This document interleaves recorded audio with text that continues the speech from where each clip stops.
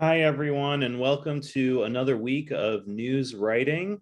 I just finished reading and responded to all of your journals. So go back to that section and take a look at some of that. I just talk about, I give some helpful hints on how to keep moving forward with learning about the news.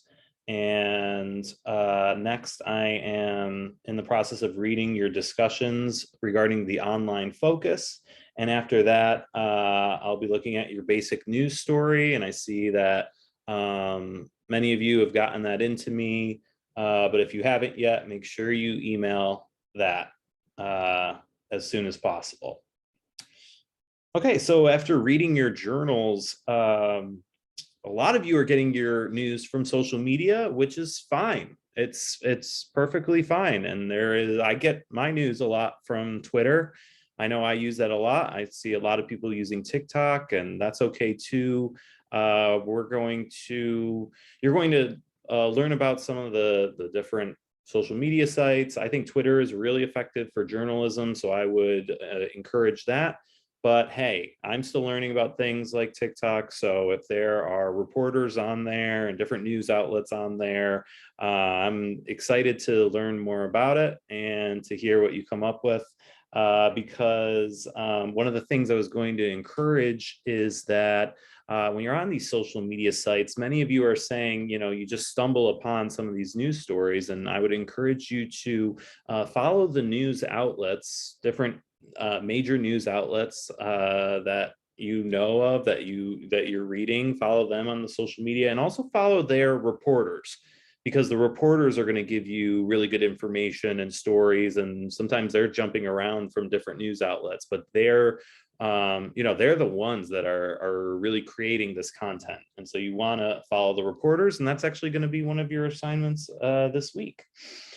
So a lot of you are also reading news about Ukraine and Russia and the border crisis that's happening there, which I think is great that you're doing that. I'm going to share my screen. So what I did was I just went on CBS News. This is Russia-Ukraine standoff, what you need to know now, because many of you have been reading and watching the news about that. And this is very up-to-date information. It's a video. It's 3 minutes, 36 seconds long. And so this will give you guys an update. I think it's important to stay updated with current events, because who knows what could happen? Who knows if there could be an invasion and a war this week? So it's important that we stay updated on these really big news stories that are happening. So taking a look at Unit 3 and what we're going to be working on this week, this is all about social media. And students will learn about social networking sites as news sources. You'll learn how to write blogs and how they're used in news sites, learn about podcasts, and learn about Twitter.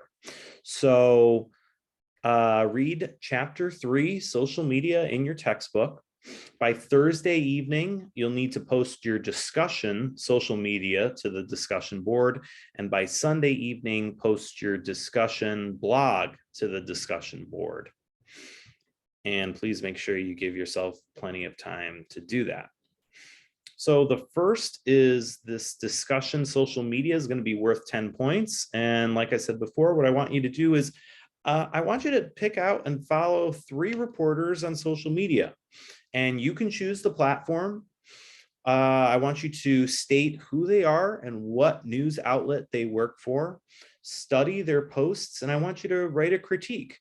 Explain why you chose to follow these reporters and provide links to their accounts. Okay, so that's going to be a discussion. You click on the discussion board, select social media, and this will be due on Thursday. And so this is all about, like, hey, if you are getting your news from social media, great, but let's make sure we're following news reporters and news outlets on those social media, so we know when these stories just spring up, like who is posting these kinds of stories, and making sure that they are credible when they post these things. And so it's going to give me an idea. And I think it's going to give the whole class an idea of, okay, who are you following that we may not know of? You're going to learn from other people and people you've never heard of. So I'm excited about what this could be. And I hope you're well, looking at the other discussions from the other students in the class and coming up with new ideas, different news outlets, things you haven't thought before, because that's certainly what I'm doing. And that's when I respond to you guys, like I did with the journals. That's what I'm trying to encourage for you all. Just suggest things that you may not be thinking of. Okay, so that's due on Thursday, and on Sunday is another discussion, and it's going to be a blog, and this is worth 30 points. And you're going to write a blog in our discussion board on a personal topic that you think might be of interest to a campus audience. The blog post should be at least 300 words. Add a question at the end to solicit responses to your blog. And so again, you'll put this on the discussion board. You're going to be learning all about blogs in chapter 3 that you're reading on social media. This will be due on Sunday. One thing to keep in mind when you're doing your discussions is I want you to really start taking into account punctuation and grammar. So I haven't been taking off any points for that yet, but eventually I will. And so I want you guys to get into the habit of having good grammar, good punctuation when you are writing these discussion boards. If you click on, when you create a thread to social media, if you go on here, when you start typing, this icon right here, the ABC, is your spell check. So it will come up and it will show you a misspelled word and it will give you suggestions. So you should be doing that. I do that, at least I try to, for most of my responses to you guys. So I want to make sure you are all doing that for your discussions. Okay. All right, great. So let's see, let's take a look at chapter 3, social media. What do we use social media for in the news? I can use it. We can use it to provide links to related articles and sources. So that's how you're going to promote your stories, is on social media. You want to write a lead that gets to the main point quickly, write short sentences. You can use strong verbs, write in a conversational tone. Keep your blog short, write a clear headline, and plan images or videos. So the more you know, the less you have to write about it. Short is in, blogs are in, and tweets are in.